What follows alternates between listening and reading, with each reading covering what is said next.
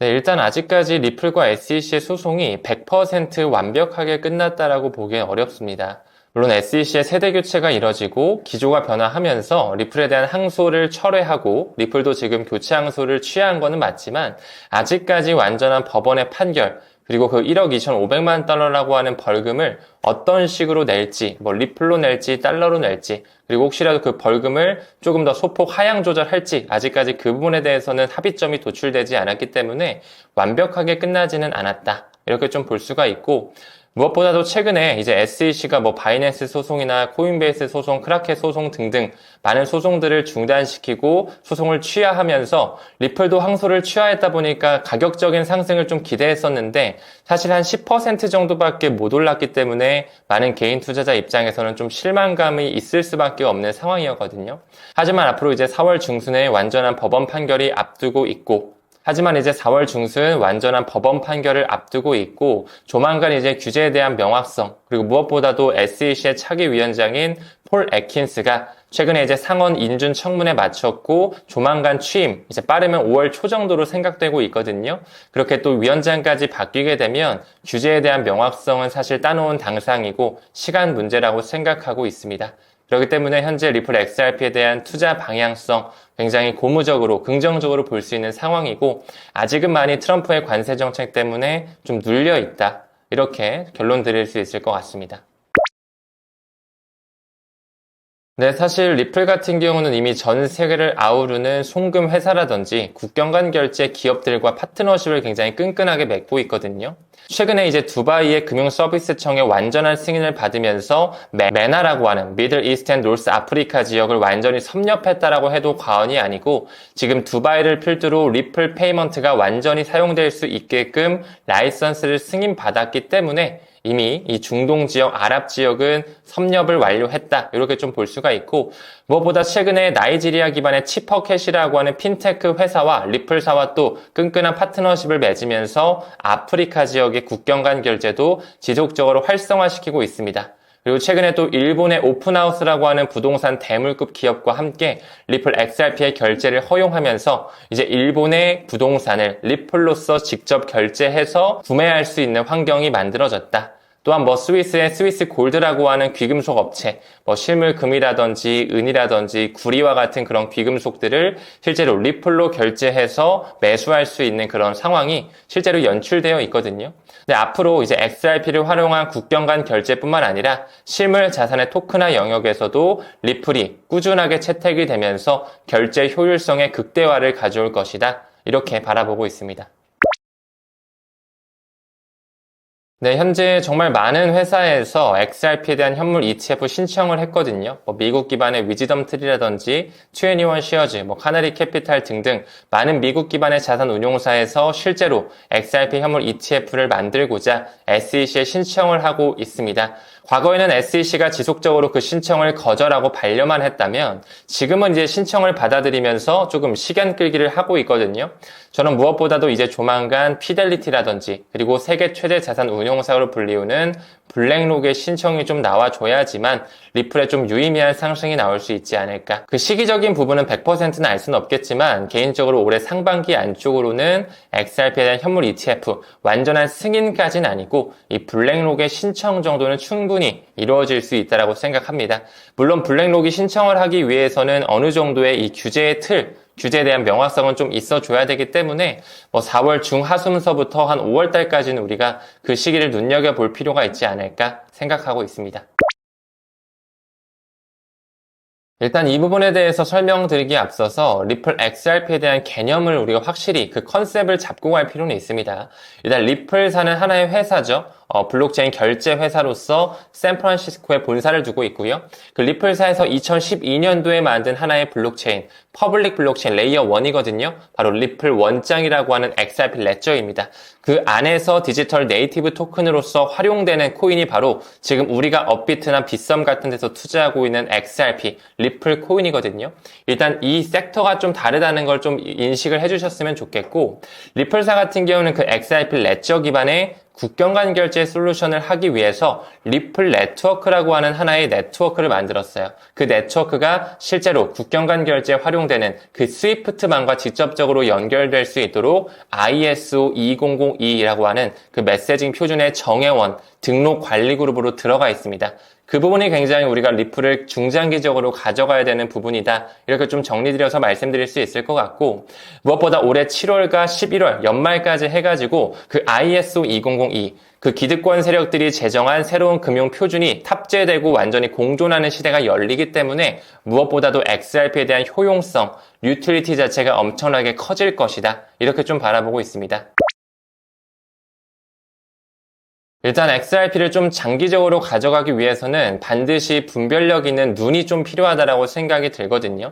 사실 많은 한국 사람들이 XRP에 대해 열광하는 이유는 저는 개인적으로 그만큼 많이 공부를 수반하셨고 XRP에 대한 기술적 가치, 펀더멘탈에 대한 확신이 있으시기 때문에 그만큼 리플에 집중적으로 투자를 하신다고 생각을 해요. 근데 그럼에도 불구하고 리또속이라는 말이 왜 나왔을까를 생각하면 그만큼 언론 플레이가 굉장히 심한 코인 중에 1등이 바로 또 리플 코인입니다. 그러니까 한마디로 호재가 많이 나옴에도 가격이 눌러왔던 기간도 굉장히 길고 그만큼 거짓 기사로 불리우는 퍼드성 기사가 많이 나오는 코인이 또 리플 코인이기 때문에 많은 공부가 좀 수반되어야 된다라고 좀 말씀을 드릴 수 있을 것 같아요. 지금 아직까지 트럼프의 관세 정책으로서 무역 전쟁에 대한 불확실성이 크다 보니까 뭔가 리플 XRP에 대한 가격이 뭐 $2 밑으로 떨어질 수 있다. 뭐 2,800원, 2,500원 밑으로도 떨어질 수 있다. 이런 식의 여러 가지 분석치도 나오고 리플사가 물량을 너무나 많이 가지고 있기 때문에 절대 가격이 오를 수가 없다라든지 작년 도널드 트럼프가 취임하고 나서 이미 뭐 5배에서 6배 정도 올랐기 때문에 이미 다 선반영되어 있다라고 이렇게 말씀하시는 분도 계시겠지만 우리가 조금 더 XRP에 대한 어떤 그 차트적 패턴을 입체적으로 볼 필요가 있고 무엇보다도 앞으로 이 금융 생태계가 변화하는 부분에 있어서 블록체인이 왜 나왔으며 실제로 비트코인이 나온 그 본질을 해치우고자 하는 그 코인의 유틸리티가 XRP가 가져갈 수 있다라는 것에 집중을 하게 되면 사실상 더욱더 장기적으로 가져가야 되는 것에 대한 확신을 가질 수가 있거든요.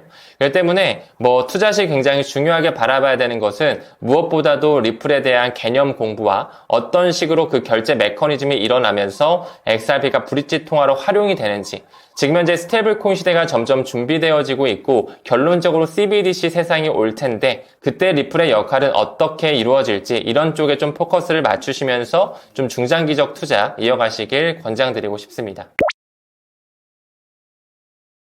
일단은 지금 도널드 트럼프 일가가 이끌고 있는 월드 리버티 파이낸셜의 움직임에 우리가 좀 포커스를 맞출 필요가 있어요. 지금 현재 방송을 촬영하는 시점으로 이더리움 가격이 200만원 중반대를 보여주고 있거든요. 굉장히 지금 가격적으로 많이 눌려져 있지만 그 월드 리버티 파이낸셜을 통해서 이더리움을 굉장히 공격적으로 트럼프 일가에서 모으고 있습니다. 현재 포트폴리오 자체 60에서 70%가 이더리움이 차지하고 있어요. 그리고 또한 트럼프 일가에서 찍어내고 있는 UST1이라고 하는 미국 달러 기반의 스테이블 코인 자체가 두 가지 체인망 위에, 두 가지 기찻길망 위에 올라가 있는데 그 중에 하나가 또 이더리움 메인넷이에요. 두 번째가 이제 바이낸스 스마트 체인이고요.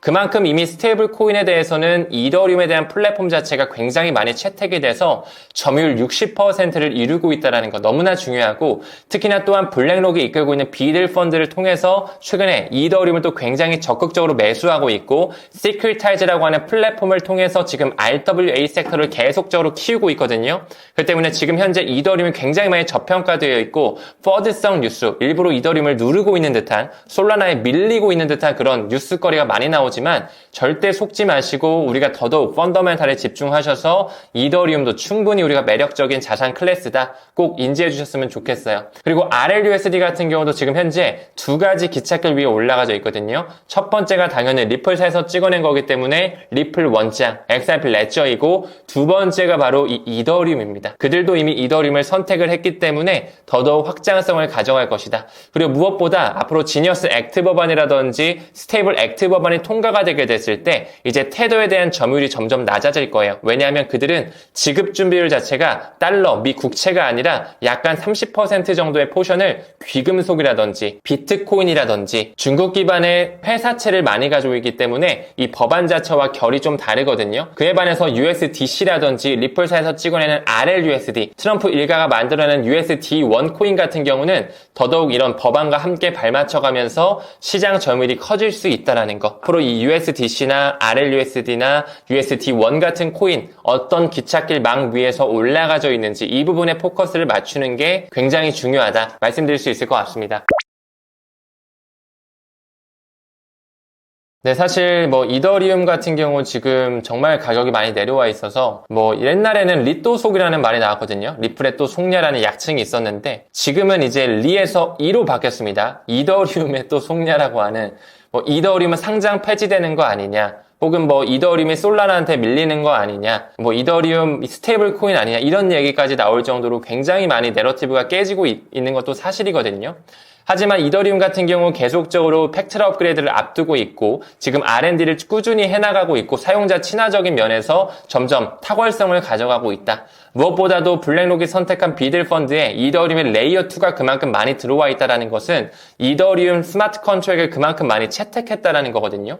그리고 무엇보다도 이더리움이 비탈릭 부테린이 만들었기 때문에 러시아산이기 때문에 트럼프가 싫어할 수가 있다, 이렇게도 생각을 하시는 분들도 계신데 사실상 이더리움의 초기 개발자를 우리가 잘 생각해 볼 필요가 있어요. 물론 비탈릭 부테린을 필두로 해서 이더리움이 성장한 건 맞지만 조셉 루빈이라고 하는 그 미국 사업가 같은 경우는 이더리움 기반의 컨센시스 기술 회사를 만들면서 굉장히 많은 이더리움 망을 이미 깔고 있고 이미 이더리움 라이즈를 통해서 마케팅적으로도 계속 운영을 지원하고 있거든요. 그 부분을 미루어 보았을 때 또 그 컨센시스의 뒷배를 보면 싱가포르의 국부펀드인 테마섹의 자금이라든지 애니모카 브랜즈의 자금이라든지 HSBC, JP모건, 마이크로소프트 그런 자금들이 들어와 있기 때문에 이미 기관의 채택은 받았다. 그리고 이더리움 기업 연합과 같은 얼라이언스를 통해서 우리나라의 삼성 SDS라든지 한화 시스템과 같은 그런 대기업들이 이미 이더리움 망을 쓰면서 블록체인을 받아들이고 있습니다. 그렇다 보니까 이더리움에 대한 내러티브 자체는 전혀 깨지지 않았고 앞으로도 저는 굉장히 많은 채택을 받으면서 디지털 세상에서 많은 그런 스마트 컨트랙, 디앱이 많이 올라올 수 있는 환경을 구축할 것이다. 이렇게 좀 바라보고 있습니다. 네, 지금 현재 아직 미국에서는 CBDC를 좀 반대하고 네거티브적으로 바라보고 있죠. 무엇보다도 이 국민들의 프라이버시를 지켜주겠다라고 하는 그런 어떤 말로써 굉장히 또 지지를 받고 있기도 한데요. 그에 반해서 우리나라의 한국은행 같은 경우는 지금 한강 프로젝트 CBDC 파일럿 테스트를 진행하고 있죠. 사실 우리나라의 한국은행이 주최한 것보다는 그 BIS라고 하는 국제결제은행, 거기는 이제 많은 중앙은행들의 중앙은행, 굉장히 그 은행권의 금융 엘리트 세력이라고 볼 수가 있는데 이미 과거부터 BIS라든지 월드뱅크, 세계은행이죠. 그리고 국제통화기금, IMF와 같은 그런 국제기구들이 이미 스테이블 코인 시장과 CBDC 시장이 올 수밖에 없게끔 많은 아젠다 회의와 프로젝트, 핀테크 논문을 낸 바가 있어요. 그리고 매년 1월에 스위스에서 열리는 다보스 포럼 같은 경우도 의제를 보게 되면 스테이블 코인과 CBDC를 통해서 결제를 현대화시키고 효율성을 극대화시키겠다. 마지막에는 이제 모잘루프 재단이 나오면서 2030년 리플과 함께 금융 포용성의 시대를 만들겠다라고 하는 그들끼리의 어느 정도 시나리오에 대한 설계가 있기 때문에 저는 앞으로 CBDC의 세상은 반드시 좀 연출될 수밖에 없다. 이렇게 바라보고 있습니다. 그리고 이미 미국 같은 경우도 디지털 달러 프로젝트를 통해서 리플과 함께 CBDC 파일럿 테스트를 과거부터 하고 있었고 연준 같은 경우도 결제 효율성을 극대화하기 위해서 과거부터 보고서를 냈고 그 참여 기간 안에 역시나 리플렛이 탑재되어 있다는 거. 조만간 이제 페드와이어 펀드 서비스 안에 리플렛이 탑재되는 ISO 2002 메시징 표준이 공존하는 시대가 7월 중순자로 이제 나오게 되거든요. 그 부분에 우리가 조금 더 포커스를 맞추면서 정말 블록체인망이 전통 금융과 연결되는 시기가 머지 않았다라는 것을 깨달으셨으면 좋겠습니다. 모든 암호화폐를 투자하실 때 한 번에 많은 돈을 투자하시기보다는 달러 코스트 에버리징이라고 하잖아요. 아무래도 암호화폐 시장이 워낙 변동성이 크기 때문에 그런 논문이 있어요. 변동성이 큰 시장일수록 이 분할 매수 전략이 굉장히 효율적이다. 이런 논문이 있을 정도로 굉장히 신빙성 있는 결과치이기 때문에 이 전략을 좀 활용하면서 투자를 이어가는 게 좋겠다라고 생각이 들고 요즘에는 이제 업비트 같은 데도 코인 모으기라고 하는 프로젝트가 있거든요. 내가 한 달에 얼마씩 적금 넣듯이 매일 정해진 시간에 자동으로 매수를 해줄 수 있는 그런 프로그래밍도 지금 설계가 되어 있기 때문에 그런 어떤 플랫폼을 활용하는 것도 너무 좋을 것 같습니다. 무엇보다 리플 XRP 투자할 때 많은 퍼드성 뉴스가 항상 동반되고 지금 현재 관세 정책으로 불안한 상황에 있어서 뭔가 가격이 눌러질 수 있을 것이다, 이런 어떤 두려움과 불확실성을 주는 기사들이 많이 나오고 있는데, 이럴 때일수록 리플 회사의 초기 투자자라든지 XRP 레저가 어떤 블록체인 회사 그리고 국경간 결제 회사와 손을 잡고 있는지, 그리고 리플 페이먼트가 어떤 메커니즘을 통해서 스위프트 망의 대체가 되고 그 망을 송두리째 바꿀 수 있는지에 대한 그런 세력들과의 그런 유착관계와 펀더멘탈 쪽에 포커스를 맞추시는 게 매우 중요한 투자 방법이다. 이 부분 좀 공유 드릴 수 있을 것 같습니다. 네, 일단은 리플 XRP에 대한 중요한 호재거리는 단기적으로 봤을 때는 크게 두 가지 정도 말씀드릴 수 있을 것 같아요. 아직까지 리플과 SEC의 소송이 100% 완전히 끝나진 않았기 때문에 일단은 그 규제에 대한 명확성, 일단 그 SEC 차기 위원장 폴 애킨스가 완전히 인준이 끝나가지고 서명까지 받아서 취임하는 시기를 지금 한 5월 초 정도 바라보고 있거든요. 그 시기와 맞물리면서 리플과 SEC의 소송도 좀 완전히 끝날 것이라고 바라보고 있고, 무엇보다도 블랙록에서 XRP에 대한 현물 ETF를 신청하고 올해 연말까지 승인할 수 있는 타임라인에 우리가 좀 포커스를 맞춰야 되지 않을까 생각하고 있습니다. 그리고 매도를 할 때 우리가 또 중요하게 바라봐야 되는 것 중 하나가 그 암호화폐 플랫폼들의 IPO 시기도 물론 중요하겠지만 그 개인들의 인간 지표도 너무나 중요하거든요. 예를 들어 어느 순간 가격이 너무나 펌핑이 돼가지고 플레이스토어나 앱스토어 딱 봤는데 1등, 2등이 뭐 카카오톡이나 뭐 구글 이런 게 아니라 업비트나 빗썸이 1, 2등에 올라와 있다. 그럴 때 오히려 우리가 탐욕을 좀 절제하고 오히려 매도를 해야 되는 시기로 좀 받아들여야 되는 시기. 우리나라뿐만 아닙니다. 코인베이스 앱 순위만 보더라도 미국의 1등 거래소가 코인베이스거든요. 지금 현재는 100위권 밖에 있어요. 한 180위권, 200위권에 있는데 또 미국에서도 굉장히 그런 붐이 일었을 때, 크립토 붐이 일었을 때 그 코인베이스의 앱 순위가 탑 10 안으로, 탑 5 안으로, 심지어 넘버 1, 1등까지 올라온 그런 기억도 있기 때문에 그런 어떤 인간 지표, 구글 트렌드라든지 이런 거를 보면서 우리의 매도 타이밍을 잘 잡아가는 것 또한 리플 투자에 있어서 굉장히 중요할 것 같습니다. 네, 사실상 비트코인 반감기 자체가 이제 4년마다 한 번 있고 지금 이제 네 번째 반감기 사이클을 지나고 있거든요. 작년 4월달, 2024년 4월이 바로 비트코인의 네 번째 반감기였습니다.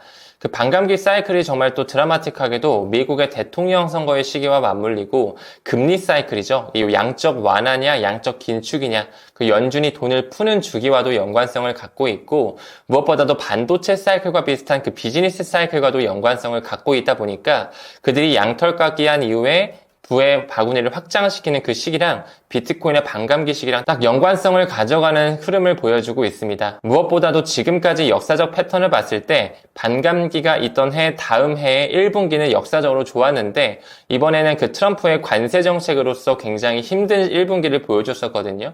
저는 개인적으로 그렇다고 해서 반감기 사이클이 완전히 깨졌다기보다는 더더욱 법과 제도화가 만들어지면서 점점 더 매크로 환경과 커플링 되어져 가고 있는 모습을 보여주고 있고, 이제 앞으로 2분기 나아가고 있는데 이 부분에서 어느 정도 관세 리스크가 좀 정리가 되고 협상 테이블이 완전히 열리게 된다면 좀 시장이 다시 안정화되면서 글로벌 유동성 장세, 금리 인하, 결국 트럼프가 하고자 하는 약달러 장세가 펼쳐질 것이라 바라보고 있습니다.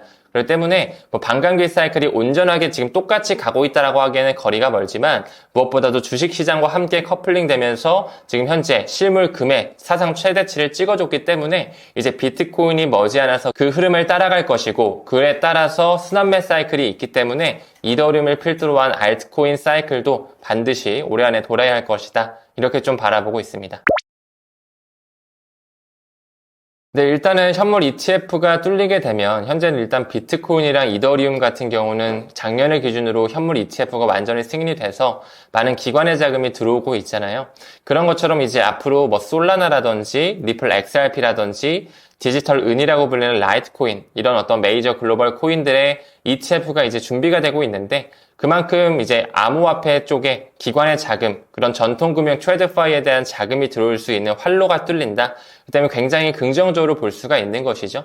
일단 시기 자체는 저는 올해를 좀 턴키하게 길게 봐야 된다고 생각하고 있고, 그 부분의 일환으로 리플의 CEO 브래드 갈링하우스 역시 올해 4분기까지 시계열을 조금 더 길게 놓고 봤을 때 XRP에 대한 현물 ETF를 실제로 볼 수 있을 것이다, 이런 힌트를 좀 제공한 바가 있었거든요. 그래서 우리가 뭐 당장 ETF가 승인될 것처럼 이렇게 언론은 좀 나오고 있지만 시간은 어느 정도 좀 걸린다라는 부분을 좀 인지해 주시고, 무엇보다도 솔라나나 뭐 에이다라든지 리플이라든지 라이트코인과 같은 이런 미국 기준의 메이드 인 USA 코인들은 앞으로 트럼프가 또한 굉장히 코인을 밀고 있기 때문에 ETF가 뚫리게 되면 더더욱 큰 파급력을 보여줄 수 있을 것이다, 이렇게 좀 고무적으로 바라보고 있습니다. 네, 일단은 저 같은 경우도 비트코인과 XRP, 리플 둘 다 병렬적으로 투자를 하고 있고요. 저도 유튜브 채널을 운영하면서 저희 구독자님들에게 리플 하나만 투자하지 마시고 반드시 비트코인 그리고 이더리움과 같은 글로벌 메이저 코인을 좀 포트폴리오 분산화하면서 이렇게 좀 병렬적으로 가져가자라고 말씀을 드리거든요. 일단 비트코인 같은 경우는 온전한 온라인 금, 디지털 골드로서 자리매김이 돼서 이제 가치저장 수단으로 확실히 이 자리매김을 완료했다, 하나의 자산 클래스로 지금 보고 있거든요. 무엇보다도 현재 블랙록의 CEO 레리 핑크 같은 경우도 과거에는 비트코인을 돈 세탁 지표, 폰지 사기라고 일컬었지만 지금 현재는 새로운 금으로서 실물금을 대체할 수 있는 그런 자산 클래스로 인정하고 있고, 제이미 다이먼과 같은 JP모건의 수장도 현재 비트코인 현물 ETF를 굉장히 막대하게 투자하고 있거든요. 그런 것처럼 비트코인은 하나의 실물금을 대체할 수 있는 온라인 금으로서 우리가 정수 단위로 한 개 정도는 반드시 좀 중장기적으로 가져갈 필요는 있다, 이렇게 좀 바라보고 있고, 무엇보다도 비트코인의 백서를 미루어 봤을 때 이 피어-투-피어 디지털 캐시 시스템을 하기 위해 세상에 나온 거거든요. 실제로 결제를 중앙 서버를 거치지 않고 사람 대 사람 간에 효율적으로 하기 위해서 비트코인이 나왔는데, 실제로 그 안을 파보게 되면 굉장히 비효율적인 부분을 가지고 있어요. 일단 블록 크기 하나당 1MB로 제한되어 있기 때문에 이 트랜잭션 자체가 굉장히 느리고 수수료도 비쌉니다. 그거를 타파하기 위해 나온 게 바로 리플 XRP라는 코인이고, XRP 레저라고 하는 하나의 퍼블릭 블록체인이기 때문에 이 부분에 대해서 일단 차이점을 확실히 알고서 정말 금융망을 바꿀 수 있는 그 블록체인이 사실상 화폐를 혁명하기 위해 나왔다고 저는 보고 있거든요. 금융을 혁신하기 위해 나왔는데 그것을 대체할 수 있는 코인이 바로 비트코인보다는 XRP 쪽이 조금 더 확률적으로 높다. 그리고 앞으로 CBDC 세상이 오게 됐을 때 점점 이제 통제권 세상으로, 중앙화된 세상으로 가게 될 텐데, 그럴 때일수록 탈중앙화된 비트코인보다는 중앙화된, 상대적으로 중앙화되어 있는 XRP를 그 기득권 세력들이, 그 금융 엘리트들이 활용할 가능성이 훨씬 농후하기 때문에 이런 전략적인 접근 차이를 반드시 인지하시고 병렬적으로 좀 투자를 이어가야 되지 않을까, 이렇게 생각하고 있습니다. 네, 현재 양자 컴퓨터 기술도 지속적으로 성장을 하고 있고 R&D를 기반으로 해서 뭔가 신기술이 지속적으로 고안되고 있거든요. 구글의 윌로우라든지 IBM을 기반으로 한 원천 기술 또한 굉장히 성장을 해서 정말 슈퍼컴퓨터라는 말이 실감이 날 정도로 기술이 빠르게 발전하고 있습니다. 하지만 가끔 이제 언론을 통해서 뭔가 양자 컴퓨터 기술로서 비트코인에 대한 어떤 암호를 해독할 수가 있다, 그러면서 비트코인이 가치가 0으로 수렴할 수 있다라고 하는 이런 기사화들이 점점 나오고 있는데, 사실 그렇게까지 가기에는 물리적으로 굉장히 많은 시간이 좀 필요합니다. 일단 양자 컴퓨터의 정보를 저장할 수 있는 단위인 퀀텀 비트, 우리가 줄여서 큐비트라고 하거든요. 지금 구글에서 보여주고 있는 윌로우가 가지고 있는 큐비트 숫자가 한 100 초반대 정도 돼요. 한 103에서 105 정도 되는데, 실제로 비트코인과 같은 암호화폐 그 블록체인 기술을 해독하기 위해서 필요한 퀀텀 비트의 수, 큐비트의 숫자는 100만 개가 넘어갑니다. 많게는 3천만 개까지 필요하다라는 연구 논문이 있을 정도로 아직까지 그 물리적으로 한 10년, 20년 정도는 더 걸릴 수 있다. 그렇다고 했을 때 과연 10년, 20년 뒤에 양자 컴퓨터 기술이 그만큼 발전을 해서 비트코인에 대한 암호를 완전히 해독하고 이 크립토 생태계가 무너질까요? 저는 그렇게 생각하지 않아요. 양자 컴퓨터 기술과 이 크립토 생태계, 블록체인에 대한 R&D가 같이 병렬적으로 성장이 되면서 서로 상호 보완적인 관계를 이루지 않을까? 그러면서 더더욱 이 크립토 생태계와 AI 생태계가 붐을 이루는 4차 산업혁명의 시대가 우리 앞으로 도래할 것이다, 이렇게 좀 바라보고 있습니다. 네, 일단은 디지털 생태계가 점점 준비되게끔 미국을 필두로 해서 법과 제도가 만들어지고 있습니다. 무엇보다도 스테이블 코인 법안, 지니어스 액트라고 하는, 스테이블 액트라고 하는 그런 법안들이 준비되어지고 있고, fit 21이라고 하는 그런 암호화폐 친화 법안이거든요. 모든 암호화폐의 70%는 증권이 아닌 상품이다라는 것이고, SEC의 권한을 CFTC 쪽으로, 이제 상품 선물거래위원회 쪽으로 이관하는 그런 법안들이 점점 통과를 준비하고 있습니다. 무엇보다도 지금 CFTC의 위원장이라든지 SEC 위원장 폴 애킨스, 브라이언 컨텐츠로 완전히 바뀔 준비가 완료가 되어지고 있고 FDIC나 통화감독청 역시 수장이 바뀌면서 친암호화폐 기조로 변화하고 있어요. 이제 전통금융권에서 암호화폐를 완전히 받아들일 수 있게끔 문호를 개방하고 있다는 것이죠. 우리는 이러한 움직임에 발맞춰서 반드시 시대가 이렇게 변화하고 있음을 인지할 필요가 있고 지금 현재 우리나라의 한국은행 지금 CBDC 파일럿 테스트 진행하고 있거든요. 프로젝트 한강이라고 해서 10만 명을 대상으로 편의점이라든지 마트, 홈쇼핑 결제를 할 때 핸드폰에 QR코드만 보여주더라도 블록체인을 통해 굉장히 빠르고 비용 효율적으로 결제되는 그런 시범 테스트가 이루어지고 있는데 반드시 스테이블 코인 시장 이후에 그 CBDC 세상이 오기 때문에 매우 중요한 하나의 발자취, 올해가 그 원년, 기준해가 될 것이다. 우리는 그 과도기를 살고 있다라고 이해해 주시면 좋을 것 같고 올해를 기준으로 했을 때는 일단 알트코인에 대한 현물 ETF가 많이 나올 것이기 때문에 그 부분에 일단 포커스를 첫 번째 맞춰주시면 좋을 것 같고요. 두 번째는 암호화폐 거래소라든지 스테이블 코인을 찍어내고 있는 서클과 같은 그런 회사, 암호화폐 플랫폼들이 이제 기업 공개라고 하죠. 이니셜 퍼블릭 오퍼링이라고 하는 IPO를 또 준비하고 있기 때문에 그 시기가 매우 중요할 것이라고 사료가 됩니다. 그렇기 때문에 우리는 올해에 있어서는 알트코인에 대한 ETF와 암호화폐 회사들의 기업 공개 시점 매우 중요하게 바라보면서 우리의 또 투자 매도 타이밍도 전략을 세워야 되지 않을까 생각하고 있습니다.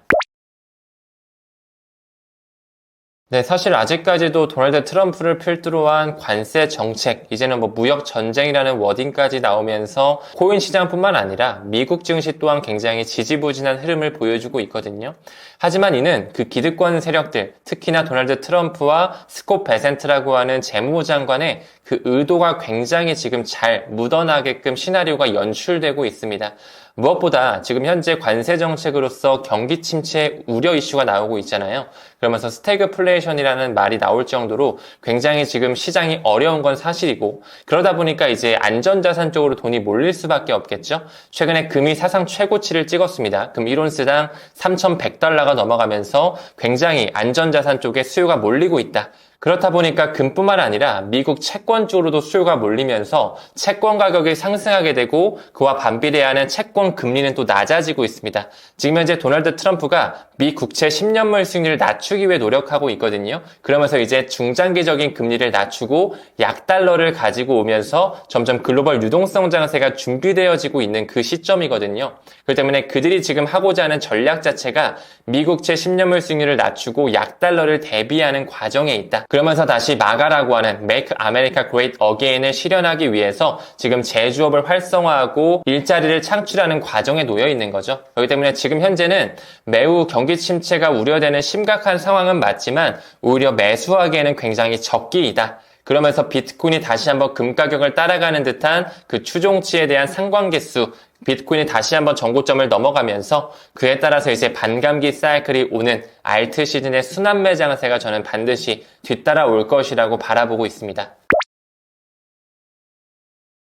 일단은 비트코인과 이더리움 같은 경우는 2024년을 기반으로 해서 이제 기관의 자금이 들어올 수 있는 파이프라인이죠. ETF가 완전히 뚫렸고요. 하지만 아직까지 이더리움에 대한 현물 ETF에 스테이킹 편입과 옵션 거래가 아직 승인되지 않았기 때문에 온전한 그 기관의 자금이 좀 공격적으로 들어올 수 있는 활로는 아직은 뚫리지 않아 있습니다. 그렇다 보니까 현재 이더리움 가격이 굉장히 눌려 있는 것이기도 하거든요.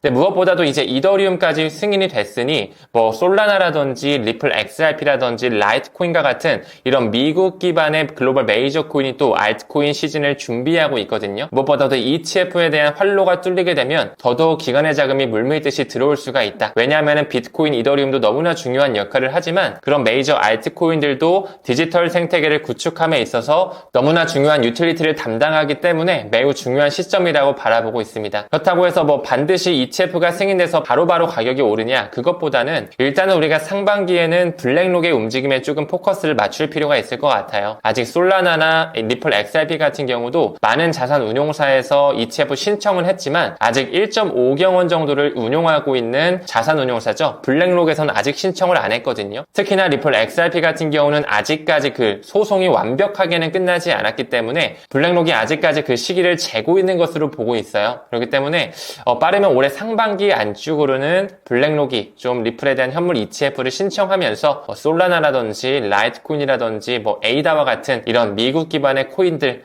굉장히 좀 좋은 파급력을 보여주지 않을까 생각하고 있습니다.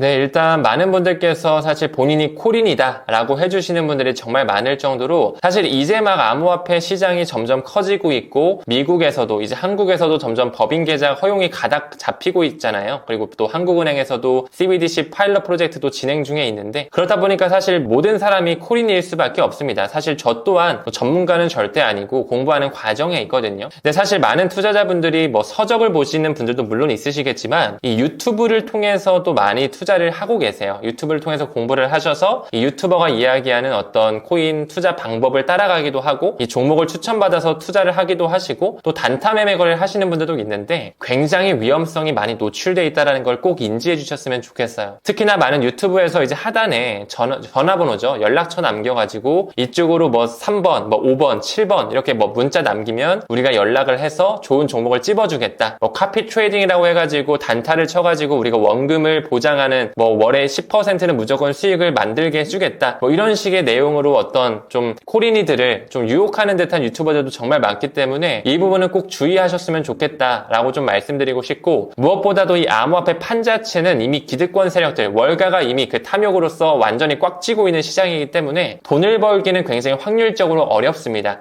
그렇기 때문에 더더욱 세력들의 움직임을 봐야 되고 펀더멘탈에 포커스를 맞춰야 되거든요. 이런 부분들을 미루어 보았을 때 사실 단타를 하는 것보다는 조금 더 중장기적인 투자, 현물 투자에 집중을 하는 게 바람직하다. 저는 좀 이렇게 결론 짓고 있습니다. 그래서 너무 탐욕을 부리기보다는 어떤 코인들이 메이저권에 있고 현재 도널드 트럼프가 눈여겨보고 있는 미국산 코인이 어떤 건지 그리고 블랙록에서 운영하는 RWA, 비들 펀드와 함께하는 코인이 어떤 건지 이런 것들을 좀 천천히 공부하시면서 나만의 포트폴리오를 천천히 구상하셔서 좀 DCA 전략이죠. 분할 매수로 접근하는 게 안정적이지 않을까 생각하고 있습니다. 네, 사실상 저도 이제 유튜브 채널을 운영하면서 반드시 비트코인 1개 정도, 이제 정수 단위로는 자손에게 물려준다라는 생각으로 꼭 가져가자라는 말씀을 꼭 드리거든요. 그리고 XRP나 이더리움과 같은 그런 알트코인들은 사실 DCA를 통해서 천천히 수량에 집중해서 모아가는 게 바람직합니다. 하지만 저 같은 경우는 리플의 비중이 비트코인 비중보다는 더 큽니다. 왜냐면은 저는 그만큼 또 XRP에 대한 어떤 확신을 하고 있고 앞으로 유틸리티와 세계 준비 통화의 가능성, 새로운 금융 시스템에 탑재가 될 수 있는 가능성이 굉장히 농후하기 때문에 어떻게 보면 굉장히 또 하이 리스크 하이 리턴 전략을 취하고 있는 것이죠. 근데 혹시라도 여러분들께서 나이대가 좀 있으셔서 나는 노후 준비를 하고 싶다. 조금 보수적인 투자 성향이시라면 비트코인과 이더리움 쪽에 조금 더 포션을 높게 가져가는 것을 권장드리고 싶어요. 어떤 비중이 100% 맞다 이건 아니겠지만 저는 이제 개인적으로 컨설팅을 할 때도 50%는 비트코인 그리고 나머지 30%는 이더리움 그리고 나머지 20%가 이제 리플이라든지 솔라나 에이다와 같은 이런 메이저 알트코인을 말씀을 드리는데 이제 공부하시다가 리플 XRP에 대한 확신이 점점 커지시면 그때 조금 포트폴리오 리밸런싱을 하시면 되는 거고 초반에는 일단 비트코인, 이더리움, XRP 이 세 가지 삼총사에 대해서 좀 천천히 공부하시고 먼저 포트폴리오 전략화를 하시는 게 바람직할 것이다. 이렇게 좀 말씀드리고 싶습니다. 일단 저는 이 리플 빅뱅의 저자다 보니까 2025년은 사실 이거는 제 리플 빅뱅을 쓰지 않았더라도 저는 제 개인적인 생각을 또 말씀을 드려야 되겠죠. 저는 올해 자체가 이 리플 빅뱅의 해가 될 수밖에 없다라고 생각을 해요. 왜냐하면 XRP가 들어간 ISO 2002 XRP 활용될 수밖에 없는 이제 트레드파이어와 연결될 수밖에 없는 하나의 기준 해가 올해 2025년이기 때문에 전례 없는 그 기관들의 채택이 있을 수밖에 없을 것이다. 무엇보다도 리플사에서 찍어내고 있는 RLUSD라고 하는 스테이블 코인이 지금 리플사에서 운영하고 있는 결제 프로토콜이거든요. 리플 페이먼트랑 완전히 통합이 이루어지면서 국경 간 결제가 효율적으로 이루어질 수 있게끔 토대가 마련되고 있습니다. 굉장히 중요한 이정표고, 리플의 CEO 브래드 갈링하우스가 이런 얘기를 했어요. 지금 현재 RLUSD의 시가총액이 굉장히 점점 빠르게 커지고 있고 주주량도 엄청 많이 올라가고 있는데 아직까지 그 많은 달러 기반의 스테이블 코인 그 시장 점유율의 탑10 안에 못 들어와 있거든요. 하지만 브래드 갈링하우스가 올해 안에 RLUSD가 탑5 안에 무조건적으로 들어올 수밖에 없다, 이런 전례 없는 채택을 예고했기 때문에 저는 개인적으로 올해 가장 유망한 알트코인은 리플 XRP가 될 것이다. 왜냐하면 RLUSD가 활용되면 활용될수록 리플렛이 공존되는 ISO 2002 라이브 시대가 오면 올수록 XRP가 브릿지 통화로 활용이 되기 때문에 수요와 공급 법칙에 따라서 굉장히 많은 XRP가 소각이 이루어지고 가격 상승이 있을 수밖에 없다. 이런 인과관계로서 말씀드릴 수 있을 것 같아요. 그리고 무엇보다 이제 밈코인도 한번 질문을 주셨는데, 밈코인 같은 경우는 저는 대표적으로 도지코인과 시바이누 같은 경우는 이제 밈코인의 영역을 벗어났다라고 생각을 해요. 그만큼 많은 암호화폐 결제 플랫폼이라든지 기관의 채택을 받았기 때문에 이미 시가총액도 굉장히 높고요. 많은 유용성을 가지고 있습니다. 무엇보다도 조금 더 내려가서 앞으로 조금 더 커질 수 있는 밈코인이 뭐가 있냐 생각해 봤을 때는 저는 한 두 가지 정도 말씀드리고 싶거든요. 페페와 봉크 정도? 왜냐하면은 지금 많은 기관의 채택을 이미 조금씩 받아가고 있고, HKVAC라고 하는 두바이 쪽, 인도 중국계 그 컨소시엄에서도 이미 인정하고 있고, 인터컨티넨탈 익스체인지라고 하는 굉장히 큰 거래소 그룹 기반의 벡트라고 하는 거래소, 지금 현재 트럼프 미디어와도 어느 정도 유착 관계가 있는데 그 거래소 플랫폼에서도 봉크라든지 페페를 인덱스로 활용하고 있어요. 물론 도지와 시바도 활용하고 있지만 지금 뭔가 새롭게 떠오르는 밈코인으로서 페페라든지 봉크 정도는 좀 말씀드릴 수 있지 않을까 생각이 듭니다. 네, 이제 암호화폐 시대가 점점 다가오고 있습니다. 정말 미국을 필두로 해서 많은 법과 제도가 만들어지고 있고, 우리나라 역시 기관의 자금이 들어올 수 있는 법인 투자 허용 가닥이도 잡히고 있고, 한국은행을 필두로 한 프로젝트 한강이죠. CBDC 파일럿 테스트가 진행 중에 있는데, 이럴 때일수록 4차 산업혁명에 대한 어떤 과도기 시점이라는 걸 인지를 하고 좀 받아들이는 자세가 필요할 것 같아요. 무엇보다도 리플 XRP는 새로운 금융 시스템과 연관이 되어 있는 코인이고, 조금 더 시계열을 길게 봤을 때는 제2의 세계 중비통화, 제2의 기축통화까지 노릴 수 있는 포텐셜이 저는 충분히 있다라고 생각을 하고 있습니다. 그래서 XRP 투자를 하실 때 많은 유튜브 채널 중에 제가 운영하고 있는 타임 레버리지라는 채널도 한 번씩 들어오셔서 좀 진정성 있게 공부할 수 있는 시간 꼭 가져가시는 가치, 비전 투자자 되시길 바라겠습니다. 오늘 초청 굉장히 고맙습니다. 이상입니다.